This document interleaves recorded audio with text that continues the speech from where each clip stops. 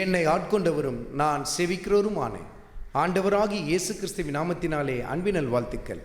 கிறிஸ்து இயேசுவுக்குள் மிகவும் பிரியமான அன்பு சகோதர சகோதரிகளே, தானியேலின் புத்தகத்தில் 5வது அதிகாரத்தில் 20வது வசனத்தில், அவருடைய இருதயம் மேட்டிமையாகி அவருடைய ஆவி கர்வத்தினாலே கடினப்பட்ட போது அவர் தமது சிங்காசனத்திலிருந்து தள்ளப்பட்டார், அவருடைய மகிமை அவரை விட்டு அகன்று போயிற்று.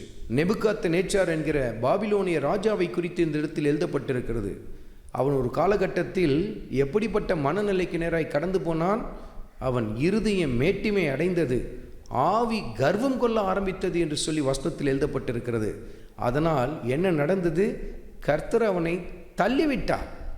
மிருகத்துக்கு ஒத்த ஒரு மனுஷனாய் மாறிப்போனான் பாருங்க. மனுஷத்தன்மையை அவன் இழந்து போத்தக்கதாக கர்த்தர் அவனை தண்டித்தார். இன்றைக்கும் கர்த்தர் இந்த தேசத்தை ஆளுகை செய்து கொண்டிருக்கிற அதிகாரிகளுக்கு கர்த்தர் தன் வார்த்தையை வெளிப்படுத்துகிறார்.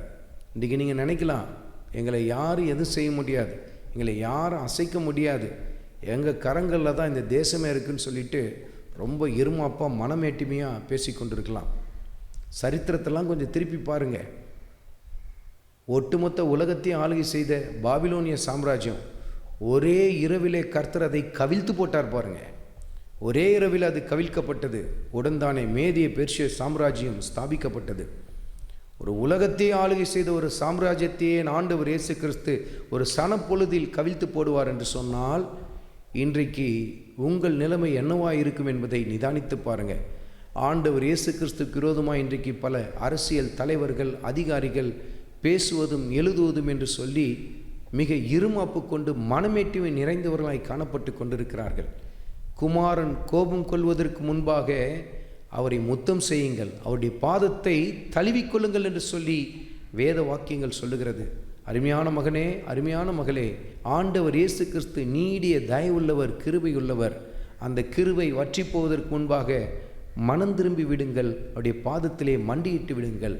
இல்லாவிட்டால் நீங்கள் தப்பி போக முடியாது என்று சொல்லி கர்த்தருடைய ஆவியானவர் சுட்டி காட்டுகிறார்.